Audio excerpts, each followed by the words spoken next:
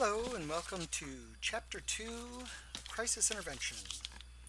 This chapter focuses on the ethical, legal, and professional issues with regard to crisis intervention.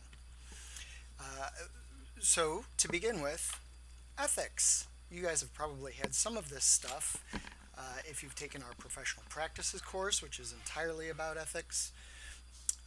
In a number of our courses, we talk about relationships and what the relationships should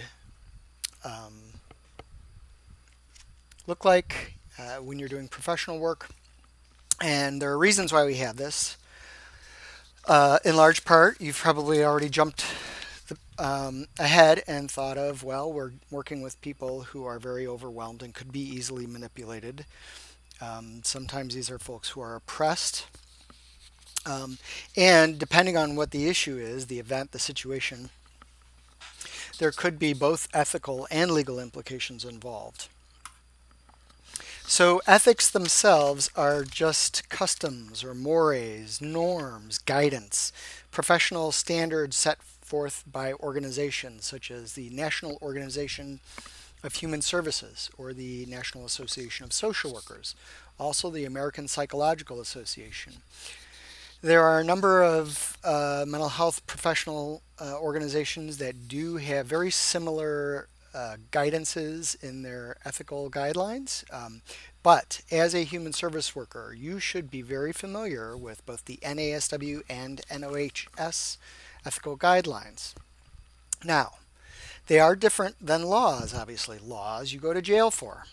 If you violate ethical practice, you could lose your license and the ability to practice. So it isn't without consequence. And that's just sort of like at the easier end of things. But the law is determined by members of the government and is enforced by them as well. And so, therefore, it is a bit different when we're talking about ethics and legal issues with regards to crisis intervention. There are some controversies that sort of stem both of these divides. The current mental health laws and regulations may be biased against African Americans. That is something that is not new.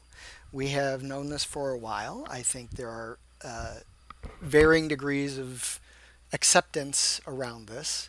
But I think if you look at how we diagnose, who gets diagnosed, when, and then what the consequences or outcomes are, you'll come to a conclusion that there does seem to be a bias inherent in some of the work that we do.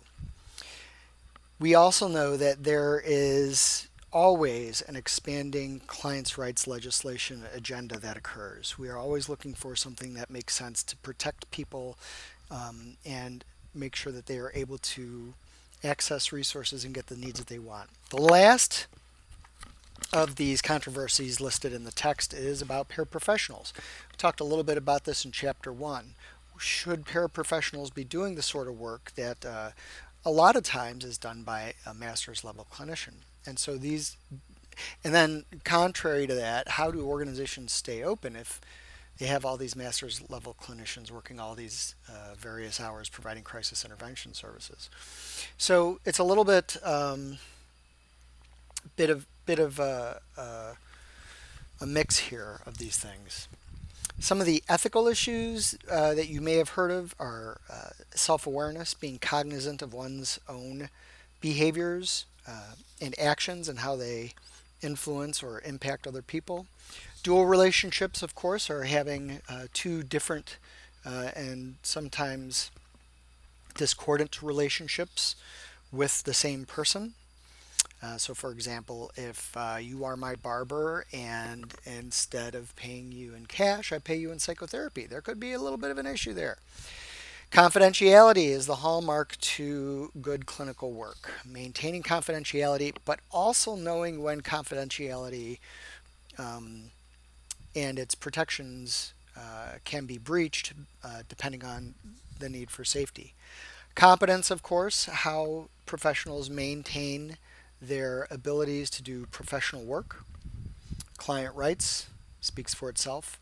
Virtual therapy is becoming a more common tool and itself is fraught with lots of ethical concerns. How do you intervene when someone's suicidal on the other line, on the other end? Um, when it might be harder to read affect if it's by phone.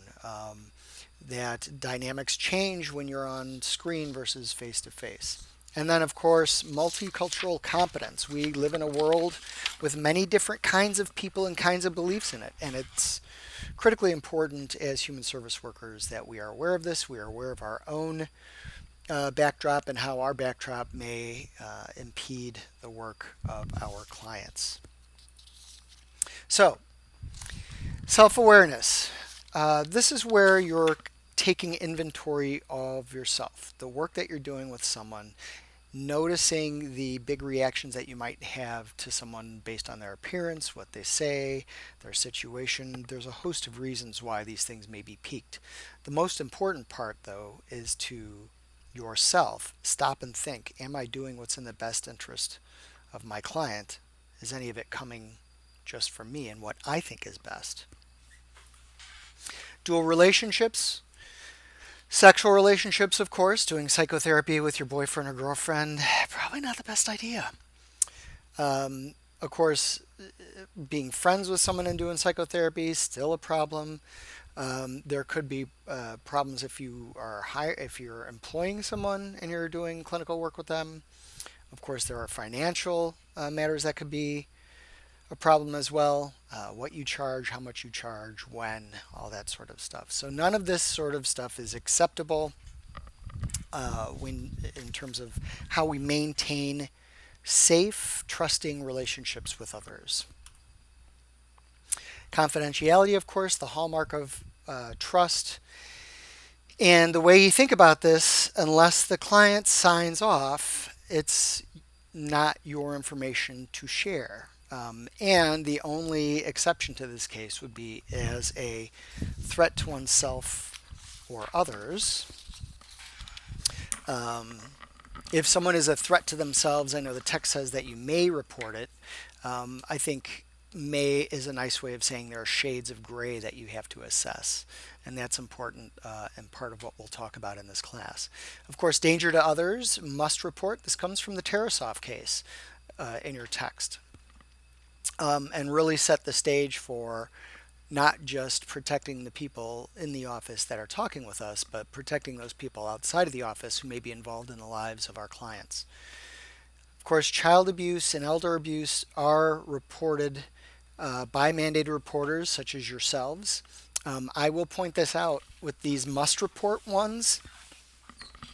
Um, Really, what that means is if there is a suspicion of child abuse, it doesn't mean you have to have a fact that it's going to happen or that it did happen. That certainly would lead to a hotline call. But if you suspect that it's going to happen, you don't have to know. You have to suspect. That's what the law says. Same with those who are disabled. And the Patriot Act, which you may not have heard of, has a bit to do with terrorism. Again, sort of like the threats to others sort of component. And additionally, it may come up if you should be involved in litigation with one of your clients. There may be able to, depending on court orders and subpoenas, you may be able to breach confidentiality with certain um, components of whatever that litigation is.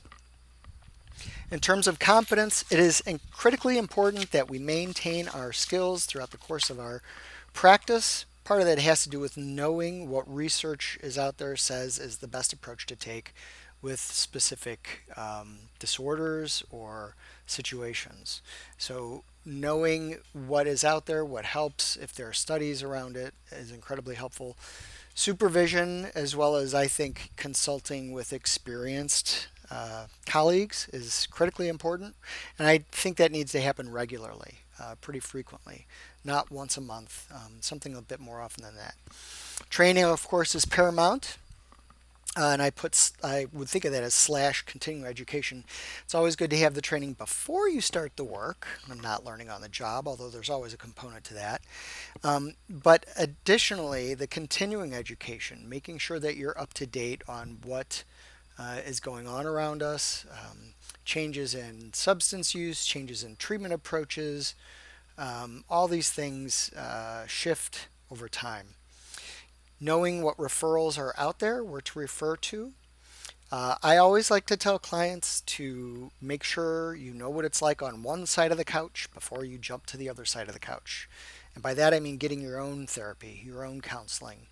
Trying to clear up is maybe not the correct choice of words, but to address any lingering internal struggles that you may have from past experience or current experience that could impact the work that you do with others. And lastly, knowing your limits, knowing what you're good at, what you're not good at, what are you familiar with, what is your expertise in.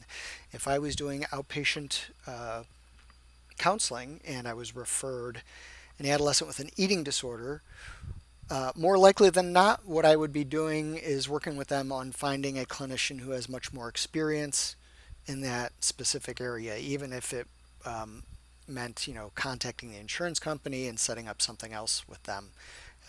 It's very important that we stick to what we know and not pretend that we know something else and try to work with people around that.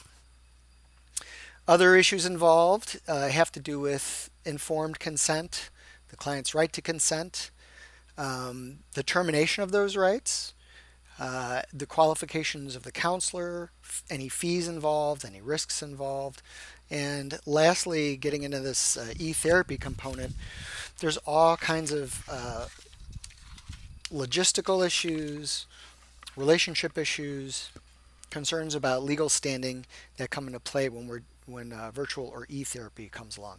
Now, I've never done virtual therapy. I don't have any friends that do it. It is kind of a burgeoning practice with the internet and all these nice little apps that you can get on your phone. I think it can be very helpful, but I think it's one of those things that we have to be incredibly mindful of when we're swimming in that water. This is the end of part 1.